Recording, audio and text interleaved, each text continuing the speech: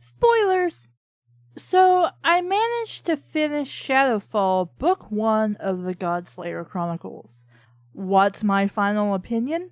Once you get past the disgusting magic system and the rape, it's okay. Typical fantasy story that I could have gotten into if I hadn't had to plow through 3 chapters of bullshit. And I do mean literal shit. I totally called Dart being a goddess from the hinterlands. It wasn't that well hidden.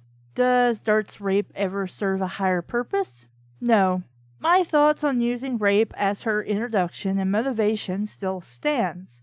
As I read, I'm glad to see that Dart does show symptoms of PTSD, such as being frightened of, I'm gonna so mess this up, but of Yellen, even though he's clearly helping her stay safe and hasn't done anything wrong to her.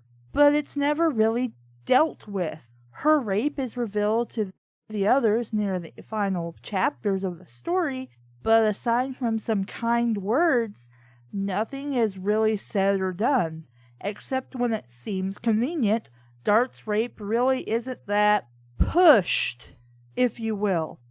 There's no real focus on her dealing with it or coming to terms with it. She just decides that she kicks ass now and doesn't really do anything that kicks ass, save for sicking pup onto like one dude who was behind the scenes of her rape.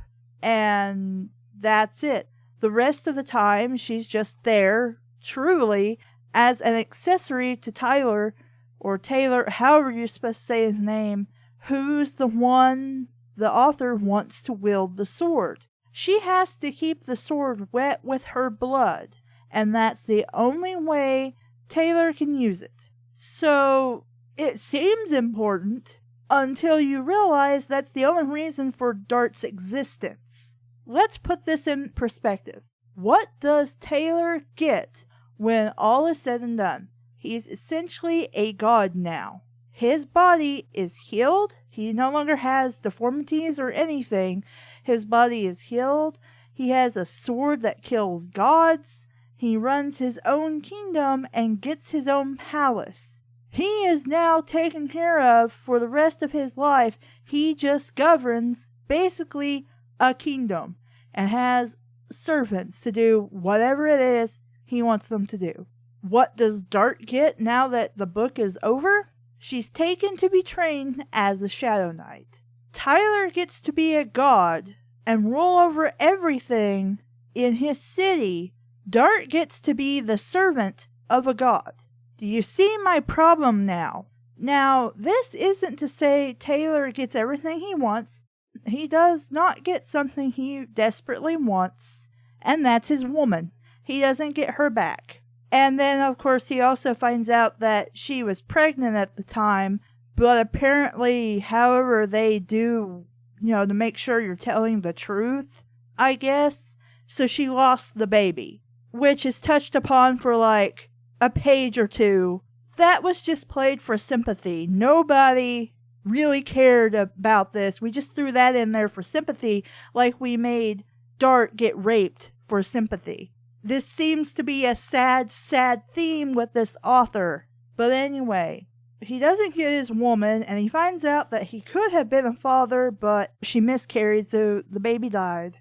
And Dart chooses herself to become a Shadow Knight because of Yellen, who was also a Shadow Knight and a God's Hand.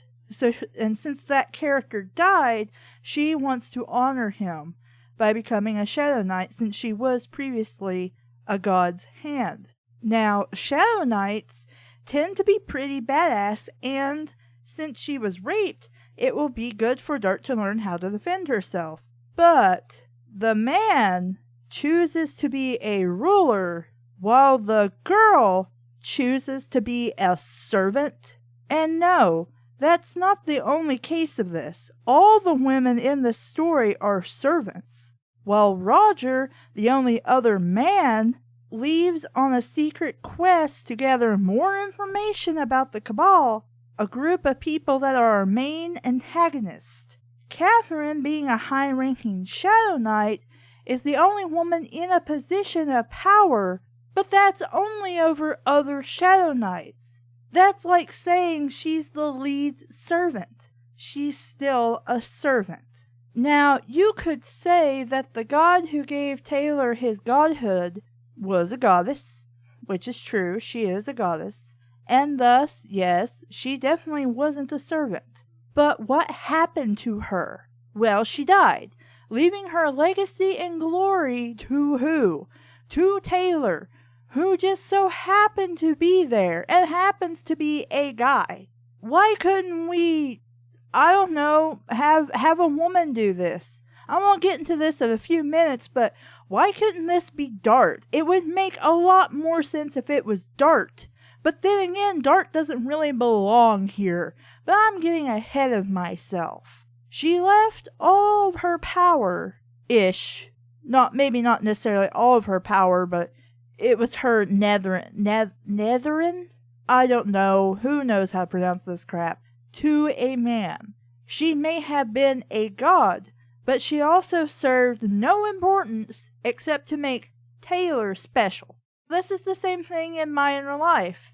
Yeah, she had kids to make herself special. She associated with the royal family and became close enough to be considered like family and basically a princess by association, only to make herself more special.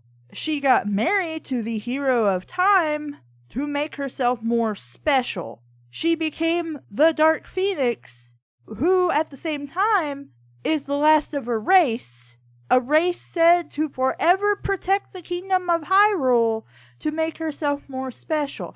And I could go on. It's the same thing here. Everything that happens to Tyler to put him in the position of godhood at the end is to show that he is special, that he is more important than everybody else in this story. Not that he ever does anything himself, really, to show that he is important and needs to be the focus of our story. No, everybody does something for him. This in particular, to glorify him for the ending. But anyway, I do not consider myself feminist, and I will be one of the first people to counter those who scream discrimination, not because I'm a dick, but because I want to be fair and hear both sides of the story, as well as bring up anything people might be overlooking. I like a decent discussion, and I like pointing things out to help that discussion. However, I cannot stand how Dart is treated in this book. She isn't needed and is just shoehorned in there as a supposed secondary main character when she serves no purpose except to be an accessory so Taylor can be the hero. And that's the saddest thing in a story aside from wasting good ideas. You know, I'm really going to have to say that the only way to fix this is to make Dart the main character. It really is. Either you drop Taylor from existence, or you drop Dart.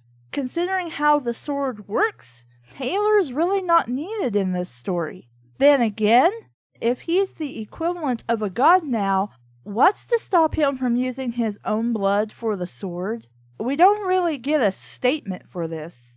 And in case you're wondering, the way Rivenscar works, it's invisible to anybody except those who are gods, like Dart, so she's able to see the sword. The problem is nobody else can see it, nobody else can touch it, unless she, who is an unsundered god, meaning she has all of her personality and things intact to herself, only she can see it and bring it into reality, so to speak, by using her blood. For some reason, we're never explained why. Our only explanation is that he's the person who uses the sword, she's the person that makes the sword visible. That's the only explanation we get. One uses the sword, one makes it seeable, and that he can use it. That's it. And they just stop her from touching the sword, but don't explain why she can't touch the sword.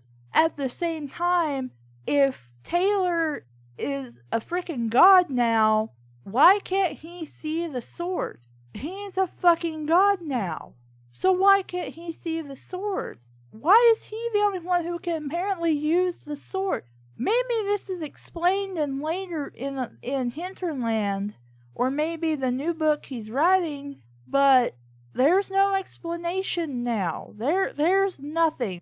And that's not okay.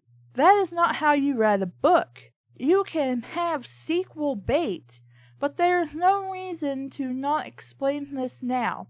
You could even leave it as vague as that, but maybe say, I don't know, Dart can't touch it because since her blood, her essence, if you will, brings the sword into reality, the sword will still all of her. Something as simple as that.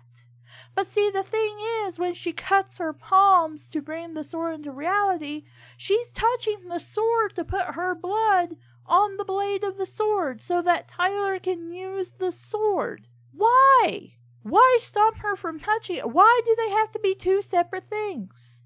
It would be fantastic if we put more thought into this, but we haven't. Either one of these characters could be tossed, and there wouldn't be all that much rewriting to do to plug in the gaps.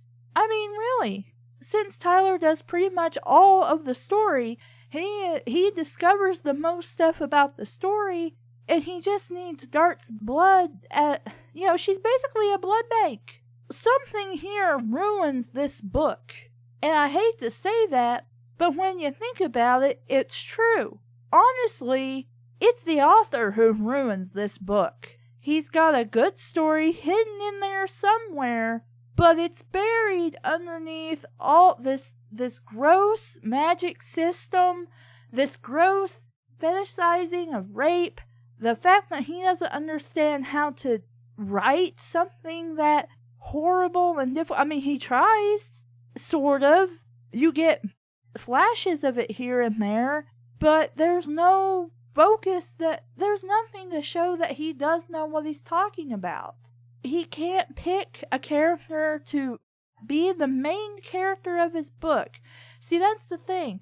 If you have two characters that are supposed to be your main characters, and considering that both Tyler and Dart need to exist at the same time in order for this sword to be useful, really she's just an accessory so Tyler can do all this stuff. But anyway, you need to have equal focus on both of them, not one.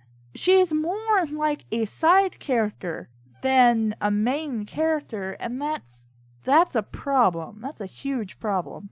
But we're focusing too much on the rape, and just to quickly throw in there was another woman who, in passing, we mentioned that she was raped, and she's kind of important to the story-ish, maybe, considering that it's not actually her anymore, and it's actually the thing that killed the goddess. And it's revealed that she had been raped too. In fact, that's how she died. She was raped by the god that they're after. That the good guys are after to kill him. But anyway, I'll at least say this about the second rape. Tyler felt the memory as if it was actually happening to him. However, it wasn't. It was just a memory. What did I say while reading this crap? It's okay to talk about the main male character being raped, but it doesn't actually happen. On the other hand, it's perfectly acceptable to not talk about it at all, but have two important female characters raped. That's part of their story. That's part of their plot. That's not okay. That isn't okay at all. Empathy, memory, isn't the same thing as experience. So, let's see, what else? I can certainly say this magic system hasn't been done before, but unless you like the glorification of body functions, such as poop, pee, semen, woman on her menstrual, saliva and sweat, and anything else you could think of, unless you're okay with that, every other page being people covered in shit, or it's just awful. It's just awful. Unless you like that kind of crap, you need to pass. It figures I'd pick a book that has all of my do nots to a T. I like the cover. It's what made me pick up the book in the first place. I liked Yellen, but he gets killed and in about 10 chapters. Yeah. My final opinion is that while there is an okay story wanting to come out, the author's ignorance and fascination with rape and gross crap hold Shadowfall back from any form of recommendation from me. Avoid this. I'm Caleb, and this has been Red Knot. Thank you for listening. Bye!